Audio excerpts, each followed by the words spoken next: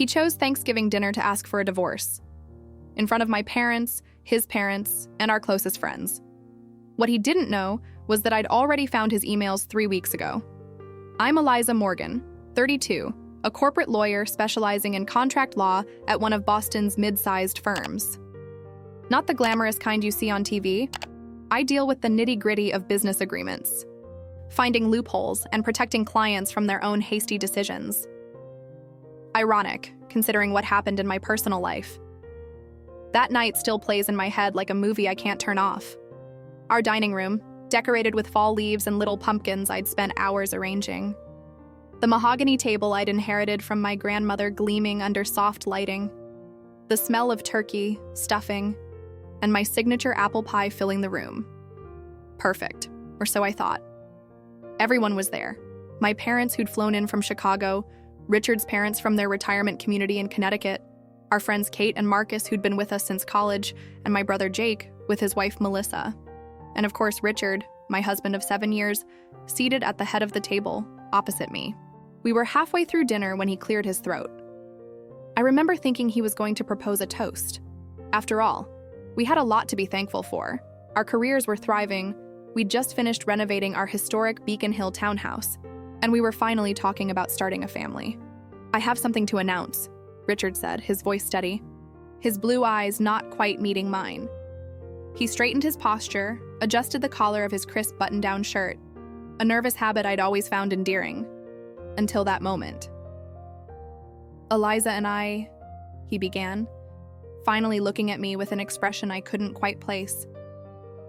"We've grown apart over the last year. We've tried to make it work, but sometimes love just isn't enough." The room went silent. I felt my mother's hand grip my knee under the table. "I'm filing for divorce," Richard continued, his voice eerily calm. "I wanted to tell everyone together, to be transparent." I sat frozen, fork suspended midway to my mouth, cranberry sauce threatening to drip onto my cream-colored blouse. Not because I was shocked by the announcement, like I said. I'd found his emails to her 3 weeks ago, but because of the absolute audacity of his performance. My father stood up abruptly, his chair scraping against the hardwood floor. "What the hell, Richard? You choose Thanksgiving dinner for this?" "Dad, it's okay," I said quietly, setting my fork down with deliberate care. The metal clinked against fine china, a wedding gift from Richard's parents. How fitting. "It's not okay, Eliza," my mother interjected, her voice sharp with indignation. "This is completely inappropriate." Richard's mother was dabbing at her eyes with a napkin while his father stared straight ahead, jaw clenched. "I thought it would be better to tell everyone at once," Richard explained, somehow managing to look both apologetic and relieved. "Eliza and I have discussed this. It's mutual." I nearly laughed out loud. We most certainly had not discussed it, and it was most definitely not mutual. "Is this mutual, Eliza?" Kate asked, her eyes wide with concern. She knew me well enough to read between the lines. All eyes turned to me. This was Richard's little power play, putting me on the spot, forcing me to either cause a scene or go along with his narrative. He expected me to be emotional, maybe even fall apart. That would fit neatly into whatever story he was telling himself about our failed marriage. I took a sip of water, my hand steady despite the adrenaline coursing through my veins. "Actually," I said, my voice calm, "this is the first I'm hearing of it." Richard's face flushed. "Eliza, we've been unhappy for months." "No, Richard, you've been unhappy. Or rather, you've been looking for happiness elsewhere." I turned to our guests, adopting my professional courtroom demeanor. "I apologize for this uncomfortable situation. Richard is correct that our marriage is ending, but not for the reasons he's suggesting." I stood up, smoothed the napkin on my lap, and placed it beside my plate. "If you'll excuse me for a moment." I walked to my home office with measured steps, aware of the stunned silence behind me. My heart was pounding, but my mind was clear. This was not how I'd planned for things to unfold, but Richard had forced my hand. In my office, I opened the safe hidden behind a framed photo of us in Santorini, our 5th anniversary trip. I removed a manila envelope and returned to the dining room, Everyone was talking in hushed, urgent tones that abruptly ceased when I entered. Richard was on his phone, probably texting her. I resumed my seat and looked directly at him. Since you've chosen to make this a public discussion, I think everyone should have all the facts. I slid the envelope across the table. Richard stared at it, then at me, confusion slowly giving way to recognition. "What is this?" asked Jake, my ever-protective older brother. "It's our prenuptial agreement," I replied, not taking my eyes off Richard. The one Richard insisted on when we got married because his family had significantly more assets than mine at the time. Richard's father leaned forward slightly. Harold Morgan, former CEO of a medical device company, had always been careful with the family wealth. Richard insisted on some very specific clauses, I continued, including one that addresses infidelity. Richard's face went pale. I could almost see his mental calculations, how much he stood to lose, how this would affect his partnership track at his investment firm, what his golf buddies would think. "Infidelity?" Richard's mother whispered, her pearl necklace clutched in her trembling hand. I nodded, my expression neutral. "I found out 3 weeks ago that Richard has been having an affair with Caroline Pierce from his office. It's been going on for nearly a year." Kate gasped. Marcus looked down at his plate, clearly uncomfortable. My parents exchanged glances of quiet fury. "That's not..." Richard started, then stopped. "It's complicated." "Actually, it's quite simple," I replied. "According to Section 7(3) of our prenup, in the event of proven infidelity, the faithful spouse is entitled to 70% of all assets acquired during the marriage, including your equity partnership shares." The room was so quiet, you could hear the antique grandfather clock ticking in the hallway. "You can't prove anything," Richard said, his voice low and dangerous. I smiled then, not a happy smile, but the kind I use when opposing counsel has just walked into a trap of their own making. "I have the emails, Richard. The text messages, hotel receipts, and photographs, courtesy of the private investigator I hired after finding a receipt for diamond earrings I never received." I paused. "Caroline looks lovely in them, by the way." Richard's father closed his eyes briefly. His mother started crying quietly. "You had me followed?" Richard demanded, anger replacing shock. "No, I had her followed," I corrected. "After I found out. I needed evidence for the prenup clause to be enforceable. As you know, Massachusetts law requires clear and convincing evidence of infidelity." My professional knowledge was coming in handy in the most personal way possible. Richard pushed back from the table. "We should discuss this privately." "Like you wanted to discuss our divorce privately?" I countered. "You chose this audience, not me." My brother Jake, always quick to anger but smarter than most people gave him credit for, placed a restraining hand on Richard's arm. "I think you should listen to what Eliza has to say." Richard shook off Jake's hand but remained seated. The power dynamic had shifted, and everyone felt it. "I'm not interested in a messy public divorce," I said, adopting the tone I used for settlement negotiations. "I don't want to drag your name or your family's name through the mud. What I want is fair compensation for the years I've invested in this marriage and this relationship." I opened the envelope and pulled out a document. Not the prenup, but a settlement agreement I drafted over the past 3 weeks. "This offers you terms that are more generous than what the prenup would enforce," I explained. "You keep the summer house in Cape Cod. I keep our home here. Assets split 60-40 in my favor instead of 70-30. I don't touch your family trust. In exchange, I want a clean break, no contests, and your signature by the end of the weekend." Richard stared at the document, then at me. "You planned this." "No," I corrected him. "You planned to ambush me with a divorce announcement at our family Thanksgiving dinner. I simply came prepared with options." My father, a retired engineer who'd always taught me to solve problems methodically, nodded almost imperceptibly. My mother reached for my hand under the table and squeezed it. "I think," said Harold Morgan, breaking his silence, "that we should all give Eliza and Richard some privacy to discuss these matters." "That won't be necessary," I said. "Richard can take the agreement home with him tonight. I'll be staying here. He can contact my attorney with any questions." I slid a business card toward him, not my own, but that of Patricia Winters, the best divorce attorney in Boston and a former college roommate. I stood up again. I apologized to everyone for the disruption to our holiday. The food is getting cold, and I've worked too hard on this meal to let it go to waste. Shall we continue? Richard pushed his chair back with such force it nearly toppled over. This isn't over, he hissed. Actually, it is, I replied calmly. But if you'd prefer to contest the prenup, I'm prepared for that too. The PI has more photos, some quite graphic. I'm sure the partners at Morgan Stanley would find them fascinating. He flinched at the mention of his workplace. The threat was clear. I wouldn't just take him to court. I'd make sure his professional reputation suffered too. Richard grabbed his coat and keys. No one tried to stop him. His parents looked torn between following their son and staying to salvage some sense of propriety. Harold, Margaret, please stay, I said, softening my tone slightly. This isn't your fault and you're still family to me. After a moment's hesitation, they remained seated. Richard slammed the front door on his way out, making the autumn wreath I'd hung there swing wildly. An awkward silence descended over the dining room. Well, said Kate finally, reaching for the wine bottle, I think we all need a refill. That broke the tension somewhat. My brother Jake put his arm around me. You okay, sis? I nodded, surprised to find that I actually was. The initial shock had worn off weeks ago, replaced by a cold, calculated determination to not let Richard walk all over me.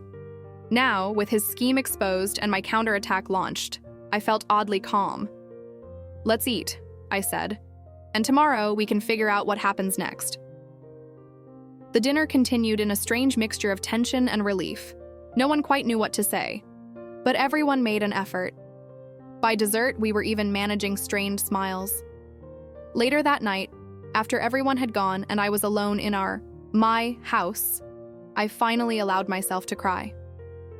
Not for the loss of Richard. That grief had come and gone in private moments over the past 3 weeks.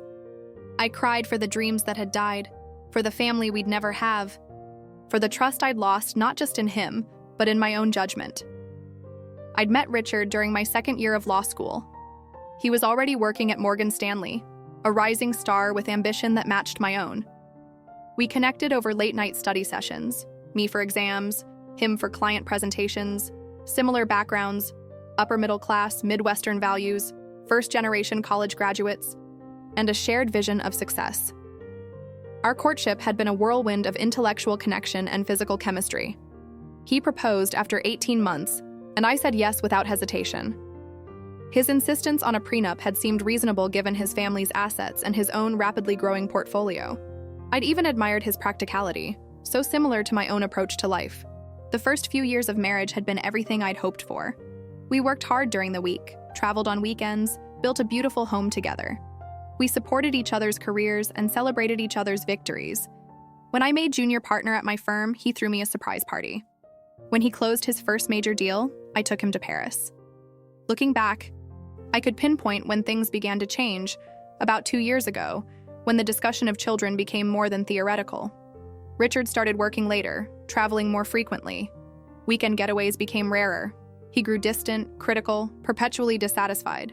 I'd attributed it to work stress, to the natural evolution of a long-term relationship, to our demanding careers. I'd suggested counseling 6 months ago. He'd agreed, then canceled 3 appointments in a row. And all along, there was Caroline. 28, fresh MBA, blonde, ambitious. His mentee, he'd called her when bringing her up in conversation. A promising talent the firm was grooming for advancement. The affair might have continued indefinitely if Richard hadn't gotten sloppy. The receipt for diamond earrings had been left in his suit pocket, a rookie mistake for someone usually so meticulous. That had led me to check his emails, which led to the text messages, which led to the private investigator. I'd considered confronting him immediately, but my legal training held me back. Gather evidence first, establish your position of strength, then negotiate from there. So I'd waited, documented, planned. I hadn't expected him to announce divorce plans at Thanksgiving dinner. That was a miscalculation on my part. I'd underestimated his capacity for public cruelty. Or perhaps he'd thought the setting would prevent me from making a scene, would force me to accept his version of events. He'd underestimated me. A common mistake in our marriage, and one he was now paying for. My phone buzzed with a text message. I expected it to be from Richard, perhaps with threats or attempts at reconciliation. Instead, it was from Kate. "You're the strongest person I know. Call me tomorrow. Love you." I smiled through my tears. Whatever happened next, I wasn't alone. The following morning, I woke to the sound of my doorbell. It was barely 7 a.m., too early for casual visitors. I pulled on a robe and headed downstairs, checking the security camera feed on my phone as I went. Richard stood on the porch, looking disheveled and determined. I considered not answering, but decided against it. Better to deal with this now. I opened the door but blocked the entrance. "Yes?" "We need to talk," he said. His eyes were bloodshot. His usually immaculate appearance rumpled. He hadn't shaved. "I have nothing to say that wasn't in the agreement," I replied. "Eliza, please." His voice cracked slightly. "What happened last night? It wasn't supposed to go that way." I raised an eyebrow. "How is it supposed to go, Richard? You blindsided me with divorce plans at our family dinner." He had the grace to look ashamed. "I thought it would be easier with everyone there. I didn't want it to get ugly." "You didn't want me to make a scene," I corrected. "You wanted witnesses to my good behavior." He didn't deny it. "Can I come in, please?" After a moment's hesitation, I stepped aside. He walked past me into the foyer, his familiar cologne bringing unwelcome memories. "Coffee?" I offered, more out of habit than hospitality. He nodded, following me to the kitchen, the heart of our home, the place where we'd shared countless meals and conversations. Now it felt like neutral territory in a war zone. I busied myself with the coffee maker, grateful for something to do with my hands. "I read the agreement," Richard said finally, setting a folder on the counter. "And," I kept my back to him, measuring coffee grounds with precision. "It's more generous than I expected." I turned to face him. "I told you I'm not interested in destroying you. I just want what's fair." "Is this about the money, Eliza? Or is it about punishing me?" The coffee maker gurgled in the silence that followed his question. "Neither," I said finally. "It's about respect. You didn't respect our marriage enough to be faithful. You didn't respect me enough to be honest. The least you can do is respect the agreement you signed." He ran a hand through his hair, another familiar gesture that now seemed to belong to a stranger. "Caroline and I? It's not what you think." I laughed then, a short, harsh sound that surprised even me. "Please don't insult my intelligence on top of everything else. I've seen the emails, Richard. The hotel receipts, the photos." He flinched. "I know I made a mistake." "A mistake is forgetting an anniversary or buying the wrong gift," I interrupted. "A year-long affair is a choice, multiple choices made day after day." The coffee finished brewing. I poured 2 cups, sliding one toward him. Force of habit made me prepare it exactly how he liked it. 1 sugar, splash of milk. "My parents are furious," he said after taking a sip. "My father threatened to cut me out of the family trust." I wasn't surprised. Harold Morgan valued loyalty above all else, both in business and family. "That's between you and them," I replied. Richard set down his cup. "Caroline's pregnant." The words hit me like a physical blow. I gripped the counter to steady myself. 3 months, he continued, watching my reaction closely. "We're planning to get married after our divorce is finalized." I closed my eyes briefly, absorbing this new information. A baby. The family we'd discussed but never started. The future we'd planned, now being lived with someone else. When I opened my eyes, my resolve had hardened. "Congratulations. That doesn't change the terms of our agreement." "Eliza?" "No, Richard, you made your choices. Now you live with the consequences." He stared at me for a long moment, perhaps seeing me clearly for the first time in months. "I never thought you'd be so cold." "And I never thought you'd be so dishonorable," I countered. "Yet here we are." He picked up the agreement, flipped to the last page, and pulled out a pen. Without further comment, he signed his name with the same decisive flourish I'd once admired. "I'll have my lawyer review this properly on Monday," he said, pushing it toward me. "But consider this my preliminary acceptance. I nodded, not trusting myself to speak. I'll come by next weekend to get some more of my things, he added, heading for the door. If that's acceptable. Text me first, I said. I may not be here. At the door, he paused, looking back at me with an expression I couldn't quite read. For what it's worth, I did love you. I still do, in a way. Not in any way that matters, I replied. Goodbye, Richard. After he left, I sat at the kitchen island, coffee growing cold in my hands, and considered the strange new reality of my life. 32, soon to be divorced, starting over. The enormity of it threatened to overwhelm me. My phone rang. Kate again. How are you? She asked without preamble when I answered. He just left. He signed the agreement. I paused. Caroline's pregnant. Kate swore colorfully. That absolute... She cut herself off. What do you need? Want me to come over? I thought about it. No, I think I need to be alone today. Process everything. Okay, but I'm checking in again tonight, she insisted. And we're doing something tomorrow. Brunch, shopping, shooting range, your choice. That made me smile. Shooting range? 2 on the nose? She asked. And I could hear the grin in her voice. Maybe a bit, I agreed. Brunch sounds better. Brunch it is. Hang in there, warrior. You've got this. After we hung up, I made a fresh cup of coffee and took it to my home office. Despite the emotional chaos, my practical side was already asserting itself. There were things to be done, calls to make, accounts to separate, logistics to handle. I opened my laptop and created a new document. Next steps. The act of organizing, planning, listing tasks to complete gave me a sense of control I desperately needed. By noon, I had a comprehensive roadmap for the coming weeks and months.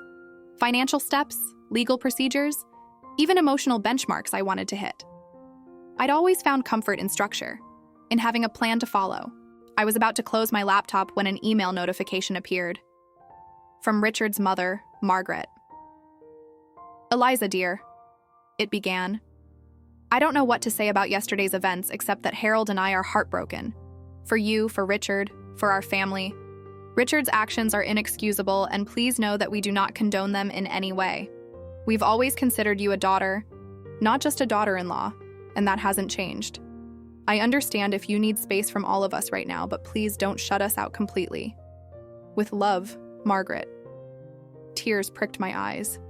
I'd always liked my in-laws, and the thought of losing them alongside Richard was another unexpected grief.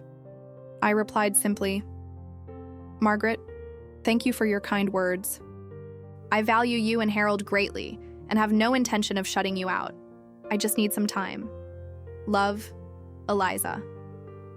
The rest of the day passed in a blur of practical activities. Cleaning the house, doing laundry, preparing meals for the week ahead.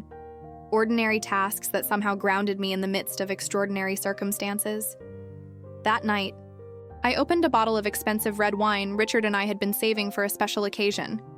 I poured myself a glass and took it to the master bathroom, where I ran a hot bath filled with lavender salts. As I soaked in the fragrant water, wine in hand, I made myself a promise. This would not break me.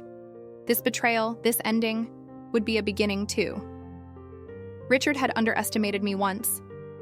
He wouldn't get the chance to do it again, and neither would anyone else. The next morning, I met Kate for brunch at our favorite spot in Back Bay. The hostess seated us at a quiet corner table, away from the Sunday crowd. You look better than I expected, Kate commented, studying my face. I'd taken extra care with my appearance, hairstyled, makeup subtle but flawless, wearing a new burgundy sweater that brought out the highlights in my dark hair. I feel strange, I admitted, like I'm watching someone else's life unravel. Dissociation, Kate nodded. She was a clinical psychologist, and sometimes I forgot that our casual conversations were informed by her professional insights. Perfectly normal response to trauma. Is that what this is? Trauma. The word seemed too dramatic for what I was experiencing. Betrayal by a spouse, public humiliation, finding out your husband is having a baby with another woman. Yes, Eliza, that's traumatic. Put that way, it did sound rather catastrophic. The good news, Kate continued, is that you're already doing all the right things. Taking control where you can, maintaining routines, reaching out to your support system. She raised her mimosa. Here's to your resilience. I clinked my glass against hers, appreciating her support but not entirely sharing her optimism. Yes, I was functioning, planning, moving forward. But inside, a voice kept whispering, "How did you not see this coming? What else have you missed?"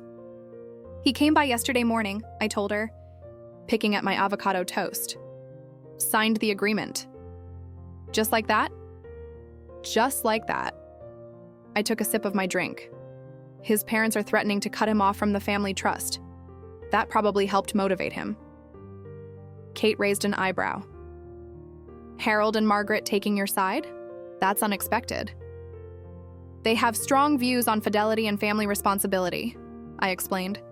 "And they've always liked me."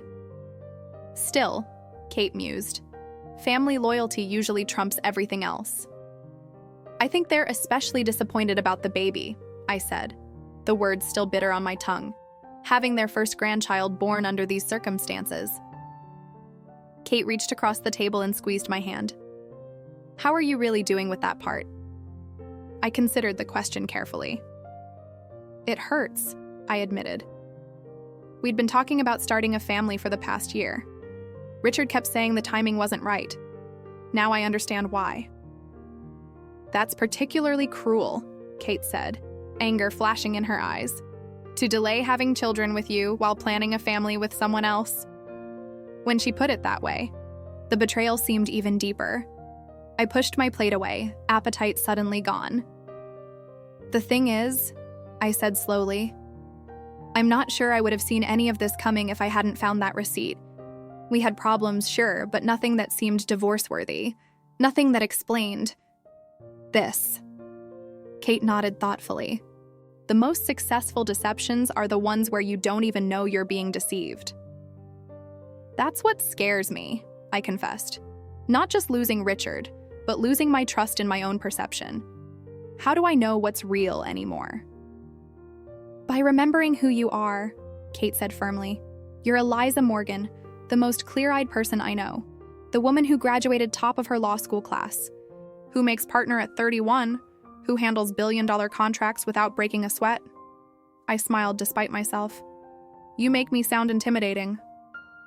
"Good," Kate replied, "because right now you need to intimidate that voice of self-doubt into silence." She was right, of course. Doubting myself now wouldn't serve any purpose except to make Richard's betrayal even more damaging. "So what's next on your master plan?" Kate asked, clearly trying to steer the conversation toward more productive ground. "Practical stuff," I replied. "Meeting with the divorce attorney tomorrow to finalize everything, banking and financial separations, deciding whether to keep the house or sell it." "And emotionally?" I hesitated. "That's less clear." "One day at a time," Kate suggested, "with permission to feel whatever comes up." "Even murderous rage?" I asked, only half joking. "Especially that," she grinned, "though maybe save it for our kickboxing class on Wednesday." By the time we finished brunch, I felt marginally better. Not healed, not whole, but perhaps a step closer to whatever came next. Over the following week, I threw myself into work with renewed focus.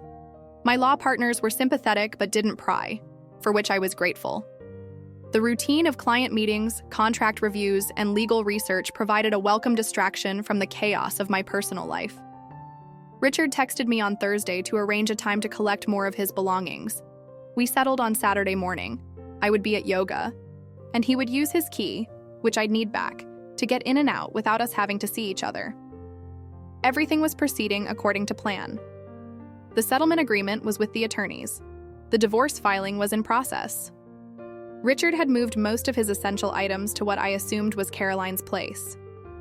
Then, on Friday afternoon, as I was preparing to leave the office, my assistant transferred a call.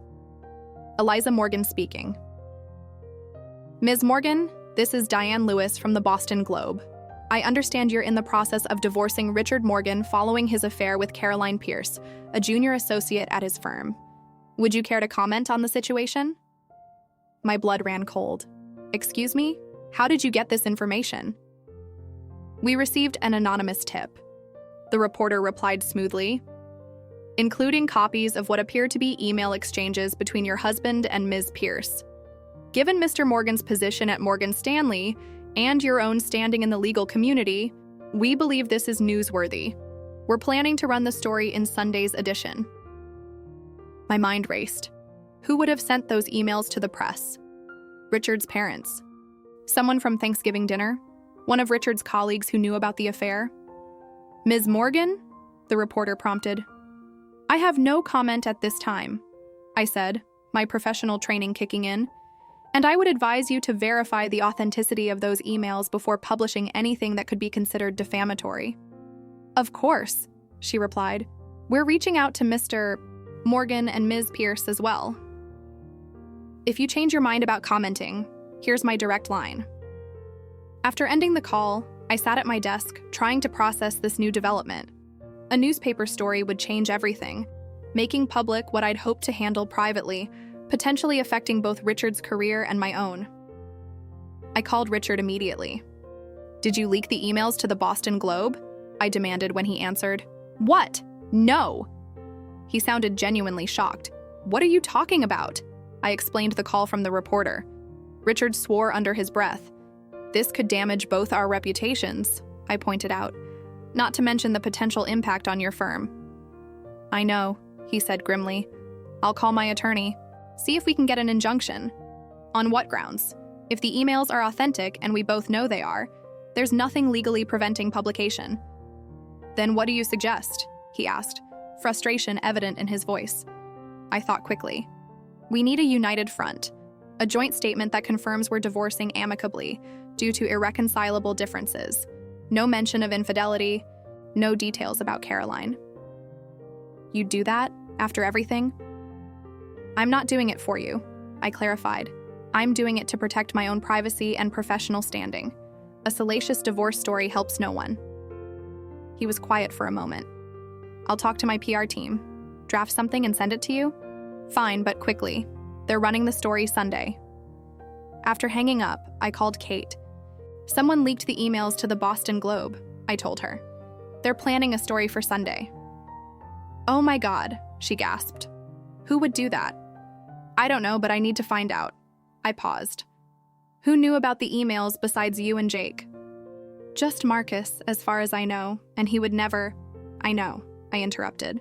Just checking all possibilities. Your parents? Richard's parents. Possible, I conceded, though it seems out of character for any of them. What about the PI you hired? Kate suggested. Maybe looking for additional payment? That gave me pause. I hadn't considered Drew Blackwell, the private investigator I'd engaged. He'd seemed professional and discreet, but I didn't really know him. I'll call him, I decided. Thanks for the thought. Drew answered on the second ring.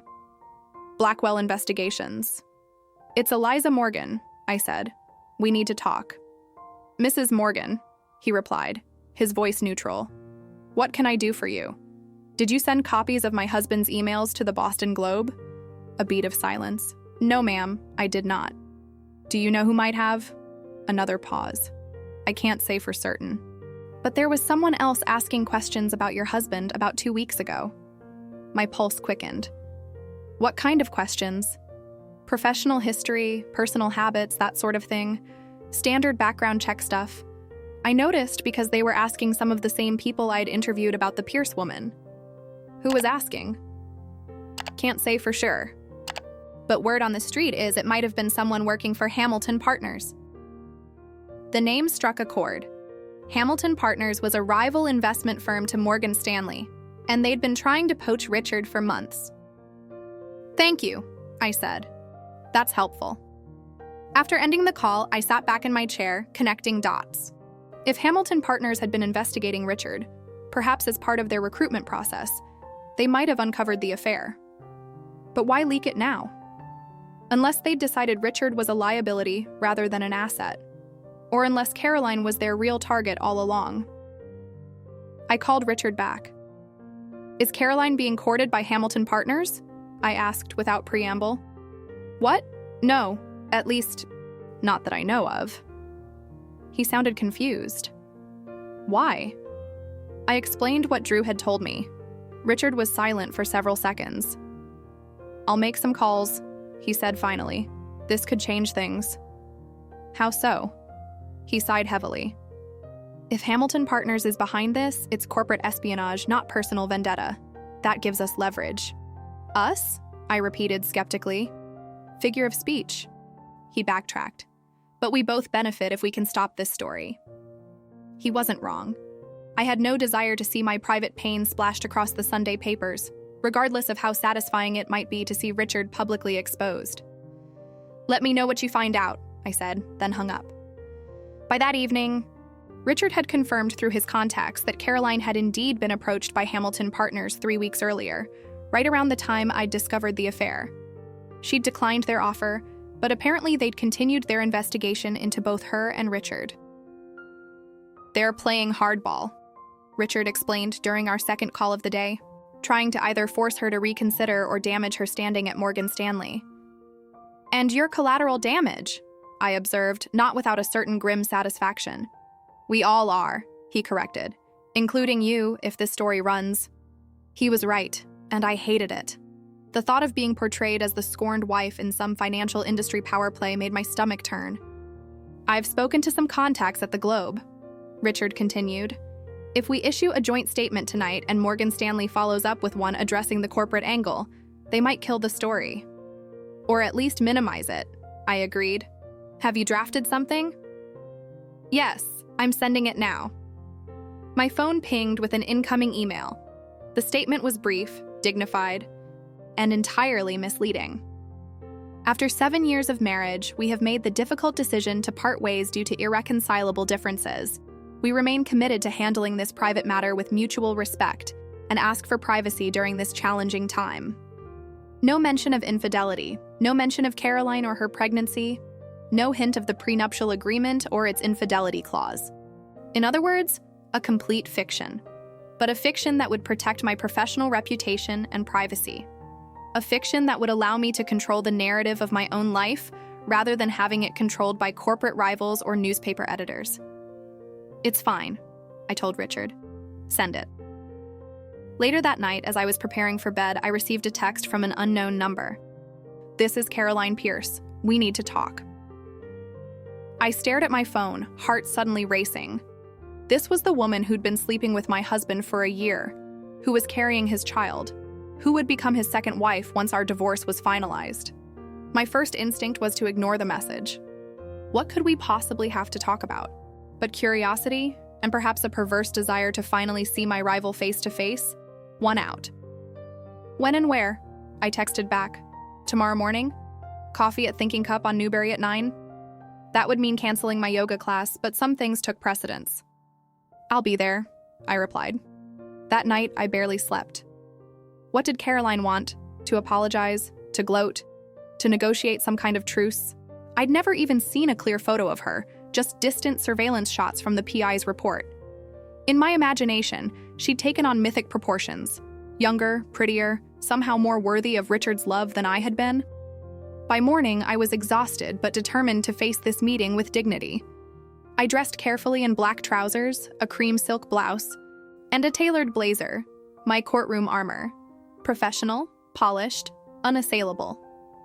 I arrived at the coffee shop 15 minutes early, claiming a table in the back corner where we could talk with some privacy. I ordered a double espresso, needing the jolt of caffeine to sharpen my focus. At precisely 9 a.m., a woman entered the cafe, glancing around anxiously. She was tall and slender, with shoulder-length blonde hair and delicate features. Pretty in an understated way, but not the bombshell I'd imagined. She looked young, younger than her 28 years, and nervous. Our eyes met, and she headed toward my table. "Eliza?" she asked, her voice soft. I nodded, not trusting myself to speak. "I'm Caroline," she said unnecessarily, sliding into the seat across from me. "Thank you for meeting me."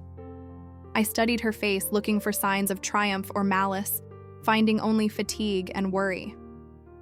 What did you want to discuss? I asked, keeping my tone neutral.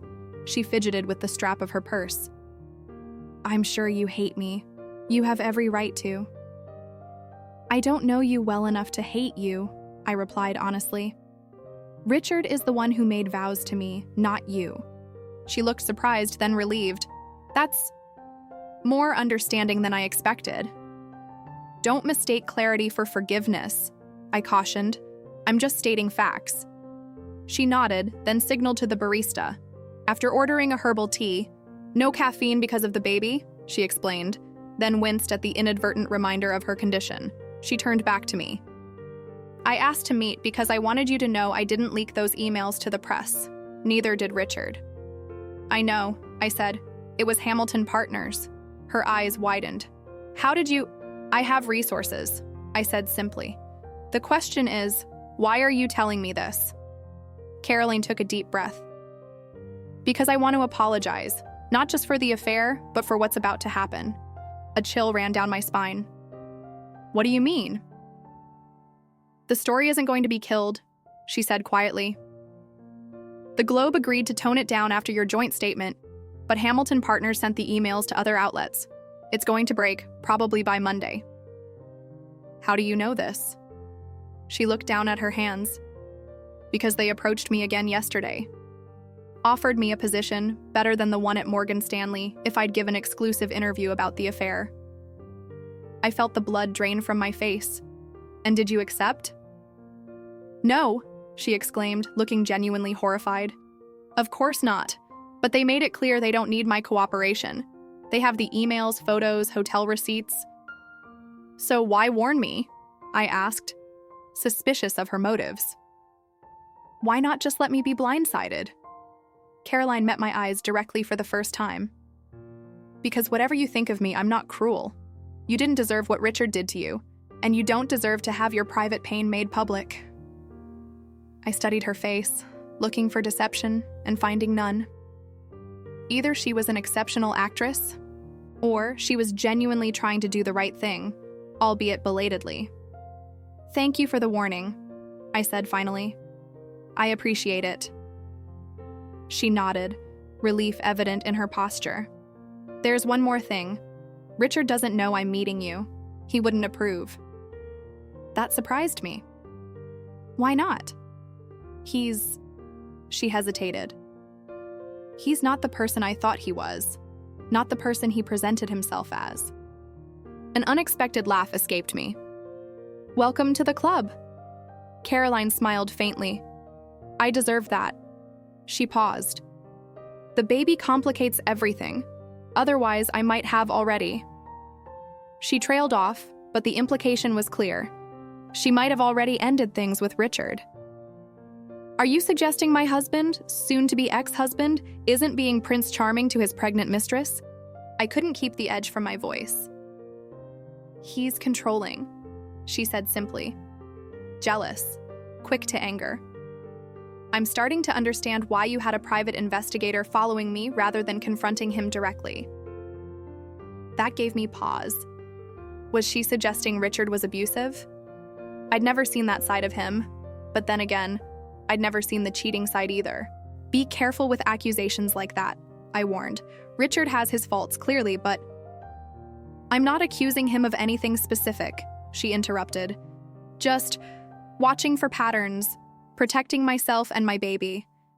I didn't know what to say to that. Part of me wanted to dismiss her concerns as manipulation, a play for my sympathy. But another part recognized the genuine worry in her eyes. Why tell me this? I asked. What do you want from me? Nothing, she said. Just awareness, I guess, and maybe to make some kind of amends, however inadequate. Our conversation was interrupted by the arrival of her tea. Caroline wrapped her hands around the mug as if seeking warmth. What will you do when the story breaks? She asked after a moment. I considered the question. Deny interview requests. Focus on work. Let my attorney handle any fallout. That sounds like a good plan. We sat in awkward silence for several minutes, two women connected by circumstance rather than choice. I should go, Caroline said finally. Thank you again for meeting me, and for not hating me, I guess. As she stood to leave, an impulse made me speak. "Caroline, if you ever need help, legal help, you have my number." She looked startled, then grateful. "Thank you, I hope I won't need it." After she left, I remained at the table, trying to process the strange encounter. I'd expected to feel anger or jealousy upon meeting her. Instead, I felt an odd sense of connection. Two women caught in Richard's web of deception, albeit in very different ways. My phone buzzed with a text from Richard. Globe agreed to minimal coverage on PG-6 of business section.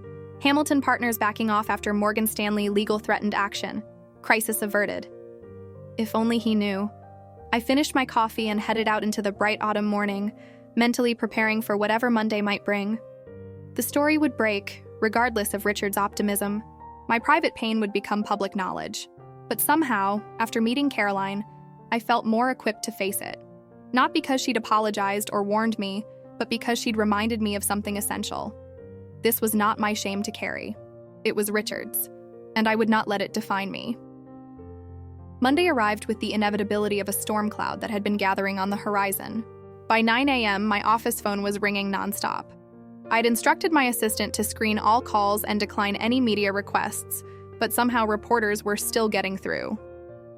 "Ms. Morgan, do you have a comment on the allegations that—" "I have no comment," I said firmly, cutting off the journalist from some financial news website. "Please direct all inquiries to my attorney." I hung up and immediately my email pinged with a new message from Patricia Winters, my divorce lawyer. "Headlines worse than anticipated. Let's meet today at noon. My office."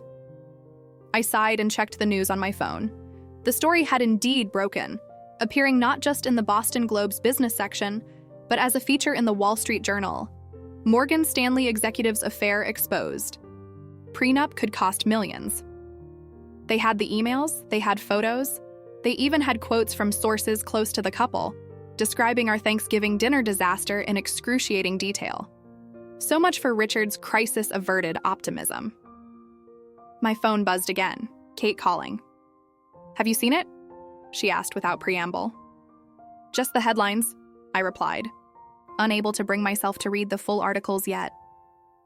"It's not great," Kate admitted, "but you come off looking dignified if that helps. They're portraying Richard as the villain. Small comfort when my private life is being dissected for public entertainment," I said dryly. "Want me to come over tonight? We could order in, open some wine, burn Richard in effigy." That made me smile despite everything. "The wine sounds good. Let's skip the arson." After hanging up, I forced myself to read the articles. They were as bad as I'd feared. Detailed accounts of Richard's affair with Caroline, speculation about the financial implications of the prenup's infidelity clause, and thinly veiled insinuations about corporate espionage between Morgan Stanley and Hamilton Partners. My name appeared repeatedly, always with the qualifier scorned wife or betrayed spouse, as if those were now my primary identifiers rather than respected attorney or junior partner. By the time I left for my meeting with Patricia, I'd received texts from nearly everyone I knew, expressions of sympathy, outrage on my behalf, and the occasional thinly disguised request for gossip. Patricia's office was in a sleek downtown high-rise with panoramic views of Boston Harbor. As one of the city's premier divorce attorneys, she commanded premium rates and delivered premium results. "This changes things," she said after I'd settled into the chair across from her desk. "The public exposure accelerates our timeline and potentially strengthens our position." I raised an eyebrow. "How so?" "Richard signed your settlement agreement under duress of potential exposure," she explained. "Now that the exposure has happened anyway, he might try to contest the agreement." My stomach dropped. "Can he do that?" Patricia shrugged elegantly. "He can try, but the prenup still stands, and we have the evidence of infidelity. What we need to do now is file immediately, before he has time to regroup." "I thought we were already filing." "We were preparing to file," she corrected. "Now we'll expedite. I also want to request a temporary restraining order on your joint assets. Prevent him from moving money around in response to the media coverage." It felt aggressive, but given the circumstances, perhaps necessary. I nodded my agreement. "One more thing," Patricia said, her expression softening slightly. "How are you holding up? This kind of public exposure can be traumatic." "I'm managing," I said, the understatement of the year. "Focusing on work helps." She nodded approvingly. "Good strategy. Just remember to take care of yourself too. This will pass, but it's going to be uncomfortable for a while." Uncomfortable proved to be another understatement. When I returned to my office, the senior partners were waiting for me. "Eliza," said James Wilson, the managing partner, "we need to talk." I followed him and 2 other partners to the conference room, my pulse racing. Was I about to be fired, put on leave, asked to step back from client work? "First," James began once we were seated, "let me say that we all support you personally during this difficult time." I nodded cautiously, waiting for the but that surely followed. "However," close enough, "we need to discuss how this publicity might affect the firm and our clients." "I understand," I said, maintaining my professional demeanor despite the humiliation burning in my chest. "What would you like me to do?" The partners exchanged glances. "We think it might be best if you worked remotely for the next few weeks," James said carefully, "just until the media interest dies down. In other words, don't come to the office where reporters might follow you. Don't risk being seen with clients. Don't embarrass us with your messy personal life." I wanted to argue to remind them of my stellar work record, to point out that I was the victim in this situation. But what would that accomplish? They'd made up their minds. "Of course," I said instead, keeping my voice steady. "I'll gather my files and set up at home." "Excellent." James looked relieved. "And perhaps focus on research and document review rather than client meetings for now?" Translation: "We don't trust you to represent the firm while your face is in the papers." "Whatever the firm needs," I replied, the perfect corporate soldier even as fury built inside me. By the time I left the building, files packed, computer in tow, office plants gifted to my assistant, it was nearly 6 p.m. I expected to feel defeated walking to my car, but instead, I felt something unexpected: determination. This wasn't just about Richard anymore. It was about reclaiming my life, my reputation, my professional standing. If the senior partners thought I would quietly accept being sidelined, they were sadly mistaken. When I got home, I found a bouquet of flowers on my doorstep with a card that read simply, "Thinking of you, H&M." Harold and Margaret, Richard's parents, still reaching out despite everything. Inside, I put away my files, changed into comfortable clothes, and poured myself a generous glass of wine. Then I did something I hadn't done since law school. I created a war board. Using the large cork board in my home office, I mapped out every aspect of my current situation: the divorce proceedings, my professional challenges, the media coverage, my financial position. I used color-coded note cards, string to show connections, and sticky notes for action items. By the time Kate arrived with Thai food an hour later, I had a comprehensive battle plan. "Wow," she said, taking in my handiwork. "This is intense." "This is necessary," I corrected, stepping back to survey my work. "I'm not just going to survive this, Kate. I'm going to thrive despite it." She studied the board, nodding slowly. "Okay, I see your strategy for the divorce and financial aspects.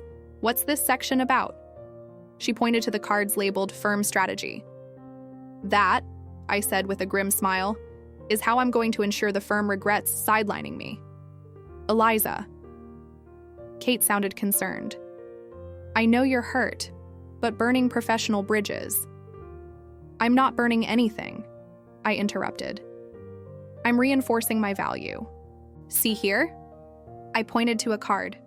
"Next week, I'll submit that brief for the Hendricks case, the one James has been struggling with for months. And here, another card. I'll complete the research for the Westlake acquisition a week ahead of schedule." Understanding dawned on Kate's face. "You're going to make yourself indispensable." "Exactly. They want me out of sight? Fine. But by the time I re-emerge, they'll realize how much they need me." Kate grinned. "Remind me never to cross you." We ate dinner discussing the finer points of my plan, including how to handle upcoming court appearances and potential media encounters. Kate's psychological insights proved valuable, particularly when discussing how to maintain emotional stability during the process. "The key," she advised, is to separate identity from circumstance. What's happening to you isn't who you are. I nodded, though privately I wondered if that distinction was truly possible. Didn't our experiences shape us, for better or worse? After Kate left, I made one more addition to my warboard, a card labeled Caroline with a question mark.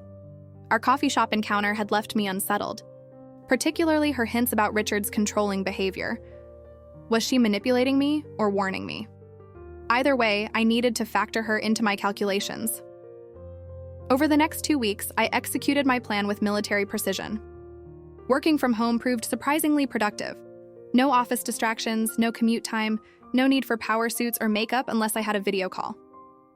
I submitted the Hendricks brief, as planned, and received a surprised but appreciative email from James. I completed the Westlake research early and added a comprehensive analysis that hadn't been requested but would undoubtedly prove useful.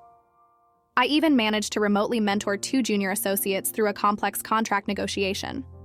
Meanwhile, Patricia moved forward with the divorce filing and temporary restraining order on assets. Richard contested, as predicted, but the judge sided with us given the evidence of infidelity and the valid prenup. The media coverage began to wane after the first week, as some new scandal captured public attention. I still declined all interview requests and limited my public appearances, but the immediate crisis seemed to be passing. Then, 18 days after the story broke, I received another text from Caroline. Need to talk. Not safe to call. Can we meet? The message sent a chill down my spine. Not safe to call? What did that mean? When and where? I replied, curiosity overcoming caution. Boston Public Library, Bates Hall, 2 p.m. tomorrow. The choice of location was telling, a public place where we'd be unlikely to be overheard but would be surrounded by people. Whatever she wanted to discuss, she was concerned about privacy, or perhaps safety. I'll be there, I confirmed. The following day, I arrived at the library 15 minutes early, as was my habit. Bates Hall, with its magnificent arched ceiling, long oak tables, and green reading lamps, was one of my favorite places in Boston, a cathedral to knowledge and quiet contemplation. I spotted Caroline immediately, seated at the far end of a reading table, a stack of books in front of her providing a small barrier between her and the rest of the room. As I approached, I noticed she looked different, thinner, despite her pregnancy, with dark circles under her eyes partially concealed by makeup. "Thank you for coming," she whispered as I sat across from her. "What's going on?" I asked, keeping my voice equally low. "Your text sounded urgent." Caroline glanced around nervously before sliding a flash drive across the table. "You need to see what's on this." "What is it?" "Financial records," she replied. "From Morgan Stanley, specifically from accounts Richard has been managing." I stared at her, confused. "Why are you giving me this?" "Because I think he's been manipulating transactions," she said, her voice barely audible. "Moving money between client accounts, skimming small amounts, falsifying returns." My blood ran cold. "Are you saying he's embezzling?" She nodded, eyes wide with fear. "I started noticing inconsistencies in the reports about 3 months ago. At first, I thought they were just errors. But there's a pattern, Eliza, and it goes back at least 2 years. If you suspected this, why didn't you report it to compliance?" "I tried," she said, frustration evident in her tone. 6 weeks ago, I took my concerns to Deputy Director Collins. 2 days later, Richard called me into his office, showed me my own report, and told me I was mistaken, that what I was seeing was a legitimate investment strategy. "How did he get your report?" "Collins gave it to him," she said bitterly. "They play golf together every Sunday." I processed this information, legal implications racing through my mind. "Caroline, if what you're saying is true, this is serious. Securities fraud, potentially money laundering." "I know," she interrupted. "Why do you think I'm terrified? When the news stories broke about our affair, Richard became paranoid that I might expose this too. He's been monitoring my emails, my phone, probably my apartment. That explained the not safe to call warning." "What do you want me to do with this?" I asked, gesturing to the flash drive. "Verify it," she said. "You have the legal expertise to understand what you're looking at. If I'm right, use it however you see fit. Report it to the SEC, leverage it in your divorce, whatever. If I'm wrong, I'll accept that. But I don't think I am. I studied her face, looking for signs of deception or ulterior motive. I found only fear and determination. Why take this risk? I asked, especially now, with the baby. Caroline placed a protective hand over her slightly rounded belly. Because I don't want my child's father to be a criminal, she said simply, and because it's the right thing to do. I slipped the flash drive into my pocket. Decision made. I'll look at it. No promises beyond that. Relief softened her features. Thank you. That's all I'm asking. As she stood to leave, I caught her arm gently. Be careful, Caroline. If Richard is doing what you suspect, he won't take kindly to being exposed. She nodded grimly. I know. I've rented a short-term apartment under a friend's name.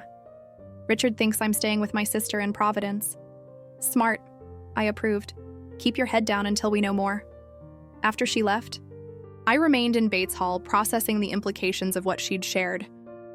If Richard was indeed manipulating client accounts, the consequences would be devastating.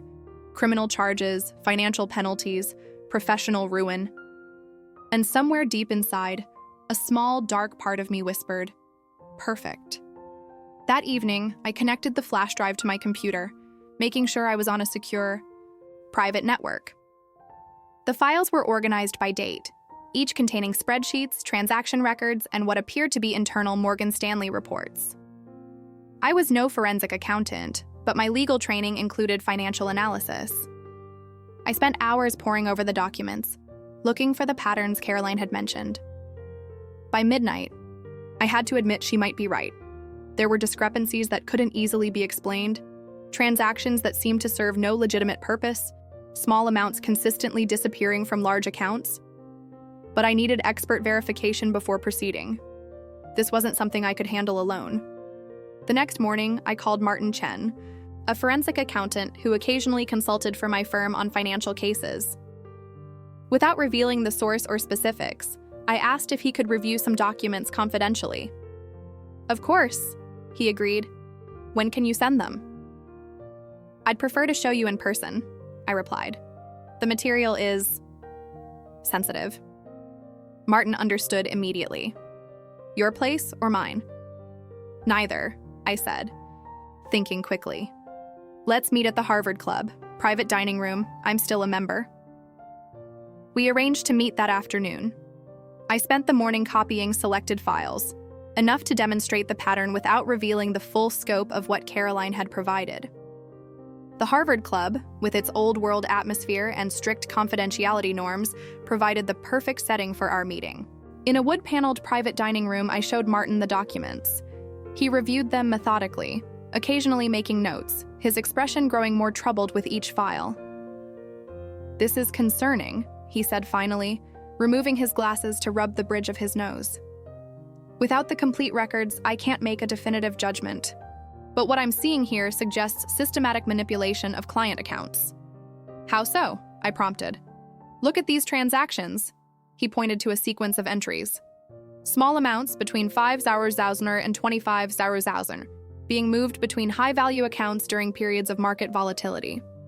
On paper, it looks like normal portfolio adjustment, but the timing and pattern suggest something else. Skimming? He nodded. Possibly. Or creating artificial losses for tax purposes, or building a slush fund. Without complete records, it's hard to say for certain, but it's definitely irregular. Irregular enough to report to the SEC? I asked. Martin looked at me sharply. That's a serious step. You'd need more evidence than this to trigger a formal investigation, and the blowback could be significant. Hypothetically, I said carefully, what would constitute sufficient evidence? He considered the question. Complete transaction records for the accounts in question. Internal communications discussing the transactions. Client statements showing discrepancies between reported and actual performance. I thought of the flash drive sitting in my home safe. Caroline might have provided exactly what Martin described. Thank you for your insight, I said, gathering the documents. This is helpful. Eliza, Martin said, his tone serious. Whatever you're involved in, be careful. Financial fraud investigations can get messy and dangerous quickly. I nodded, appreciating his concern. I always am. That night, I added a new section to my war board: financial investigation. If Richard was indeed defrauding clients, it changed everything, not just for our divorce, but potentially for his freedom. But I needed to be strategic. Going directly to the SEC without ironclad evidence could backfire. If the investigation fizzled due to insufficient proof, Richard might emerge unscathed and even more powerful. No, I needed leverage first. Information I could use to ensure that when I made my move, it would be decisive. The next day, I received an unexpected call from Margaret Morgan, Richard's mother. "Eliza, dear, are you free for lunch tomorrow? There's something I'd like to discuss with you in person." Curious about what my soon-to-be ex-mother-in-law wanted to discuss, I agreed to meet her at her favorite restaurant in Beacon Hill. When I arrived, Margaret was already seated at a discreet corner table. At 65, she remained elegantly beautiful, with silver hair styled in a classic bob and the same piercing blue eyes as her son. "Thank you for coming," she said, kissing my cheek as I sat. "I wasn't sure you would." "Why wouldn't I asked. "I've always respected you and Harold." She smiled sadly. "Even after what our son did to you? You're more forgiving than most." "Not forgiving," I corrected gently, just selective about where I direct my anger. The waiter appeared, and we ordered salad for her, soup for me, sparkling water for both. Once he departed, Margaret leaned forward slightly. "Harold and I are concerned about Richard," she said without preamble.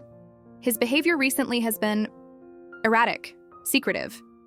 He's withdrawn a significant amount from his trust fund without explanation. He's avoided our calls.